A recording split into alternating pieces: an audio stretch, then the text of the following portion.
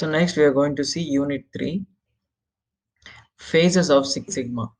So in phase of Six Sigma, we're going to see define phase, measure phase, analyze phase, improve phase, and control phase. So in unit 3, it is advanced DMAIC methodologies. So chapter 12 is about define phase, and chapter 13 measure phase, chapter 14 analyze phase, and chapter 15 improve, and chapter 16 control phase. So now let us go for the chapter 12, define phase. So in define phase, we're going to see creating a project charter, project ground rules, defining toolset, defining toolgate checklist. So creating a project charter. So as we discussed in the earlier, so it is a detailed summary of the project definition or the problem definition. So in that we'll have team members, then we'll have project number, process owner, then we'll put present CPK if it is a dimension, achieved CPK after the project, then present PPM and achieved PPM, present yield and achieved yield, present man hour to ship some particular quantity and achieved man hour, then present lead time, achieved lead time, date of origin of the problem until date, the number of days completed with respect to the problem, then customer feedback before and after the projects, root cause root cause for the problem, corrective and preventive action. So this is a project charter. By absolutely it look like this. It may vary a little bit based on the different institute. Now, project ground rules. Commitment from the management on the task. So the management has support for the task that we are going to do with respect to the project. Team working for common goal. So the team shall work for the common goal. Resource facility for the task implementation. So the management shall provide the facility for the task implementation. Defining the tool set. SIPOC chart, YY analysis, separate format for data collection in order to make the project charter. So what is SIPOC chart? We're going to see YY analysis. Then we're going to make a format for data collection. It will be easy along with the responsibilities who has to collect the data. Defining that tollgate checklist, project statement, team members, understanding the process, understanding the project scope, understanding the voice of the customer, internal, external, project charter formed and created. So this is how by doing all this, we'll create a project charter in the define phase, defining the problem that we are going to create a problem statement. So after that, we are going for the measure phase. In measure phase, we are going to see FMEA, collecting data, gauge R&R, and measure tollgate checklist. So what is a measurement? Measurement is the activity of quantifying the things in numbers in order to have a statistical conclusion. So anything that we're defining technically, so what we are going to do, we measure in the numbers, like in the variable number, so that we can have a conclusion about it. That is called measurement. Then what is inspection? Inspection is the activity to ensure and account the activity is performed or not. That means we are going to ensure whether the activity is performed or not, yes or no. Inspection is also used in the term inspection, that is for the attribute thing, whether we say a particular defect is okay or not okay. So that is also an inspection. So measurement is you're making a conclusion. You're going to make a conclusion based on the data that we are measuring numbers. So inspection is we are directly giving the conclusion just by discreting it. So next we are going to see FMEA. So FMEA stands for failure modes and effect analysis. FMEA helps us to identify the possible potential causes in a process or product. So it is possible potential causes that can happen. There's a chance it may happen in the process. So in the FMEA, we are going to see severity, occurrence, and detection. So we're going to give the rating. So 1 to 10. 1 means it is very less, 10 means it's very highest. Then we'll create a risk priority number, that is RPN number, that we can get by dividing by multiplying severity, occurrence, and detection. Okay. Now let us see an example of FMEA here for reaming for plus or minus 1 mm diameter. This is a process. So what is the process mean? Reaming for dia 1 mm. The product will get a diameter which having a hole of 4 plus or minus 1 mm. So what is the potential failure mode? Diameter becoming oversized is the potential failure mode. Potential effect for the failure. What will happen if the diameter goes oversized, not getting assembled? The assembly will not happen. So what is the potential cause? Reamer dia oversize is the potential cause. Then process control is work instruction.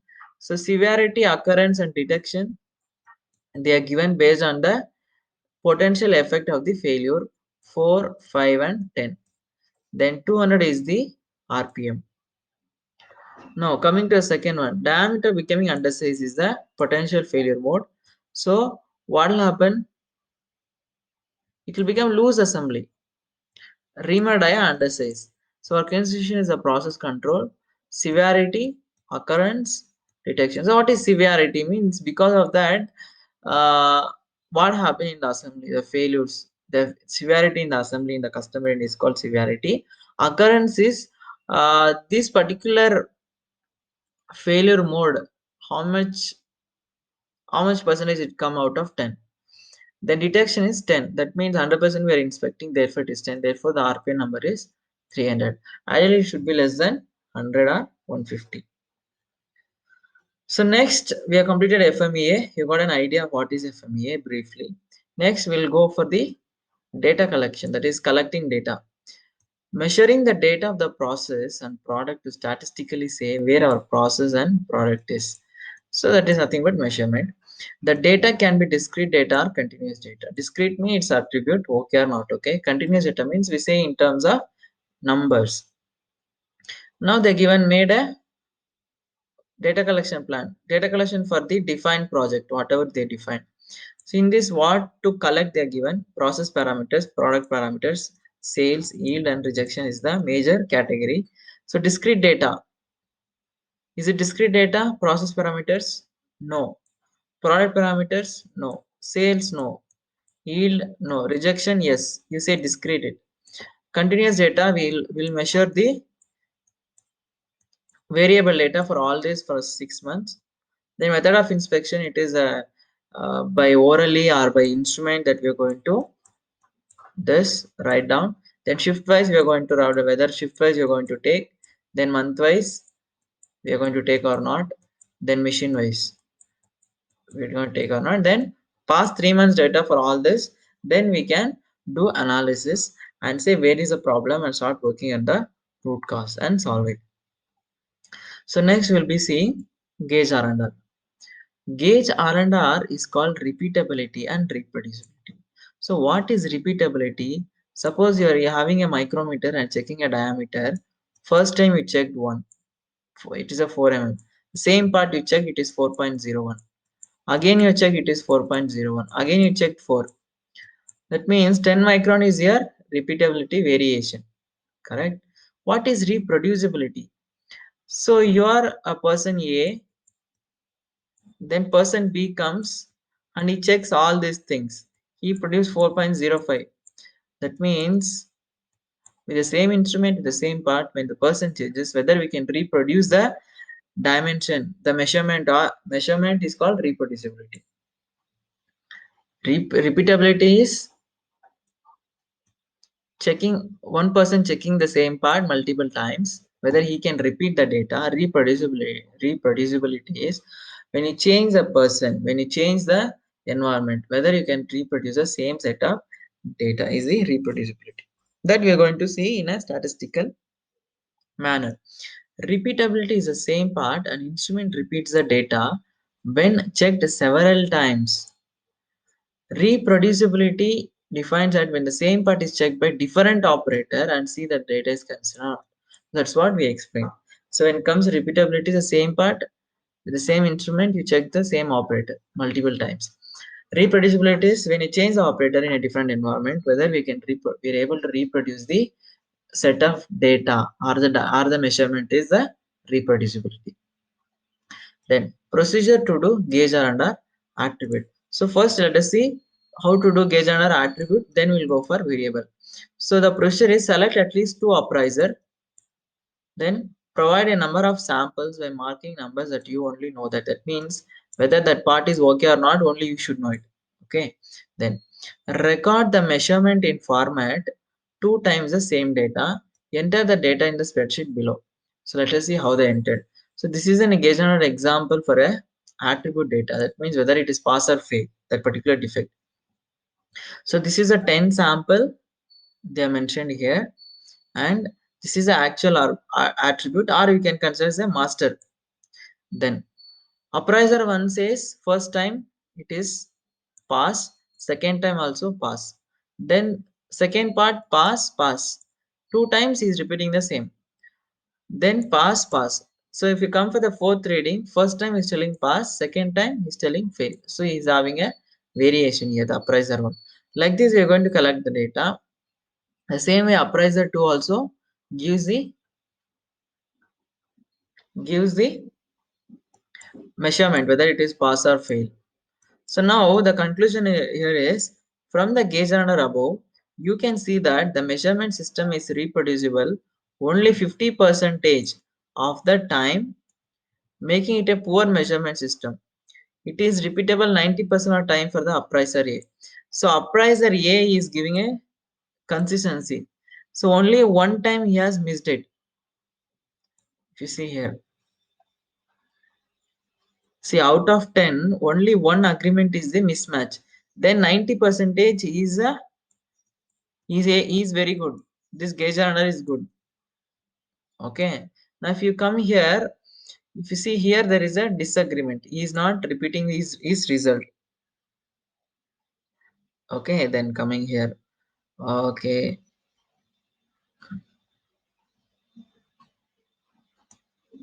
To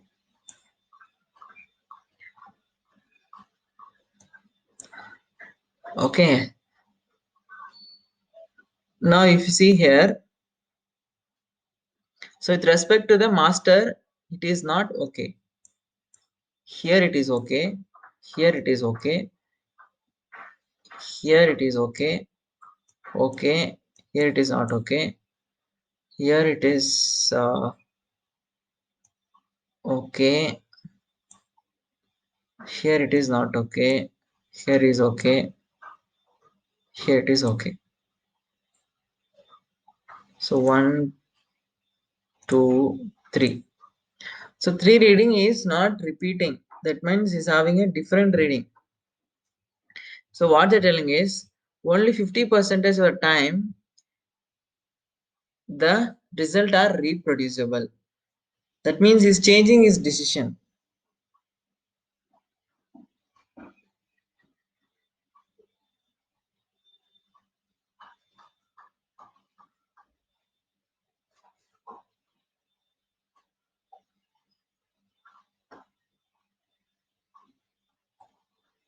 Okay, so this is an example of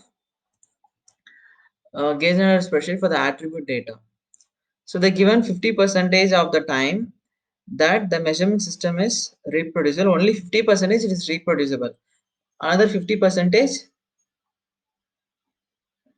it is not reproducible. How they concluding here is, now yes or no agreement here given, they are telling no.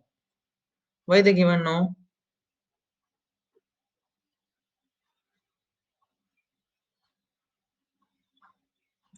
See the total thing, there is a mismatch here. He's telling pass pass, he's telling fail pass. So here they say agreement is yes. So all are repeating pass pass pass.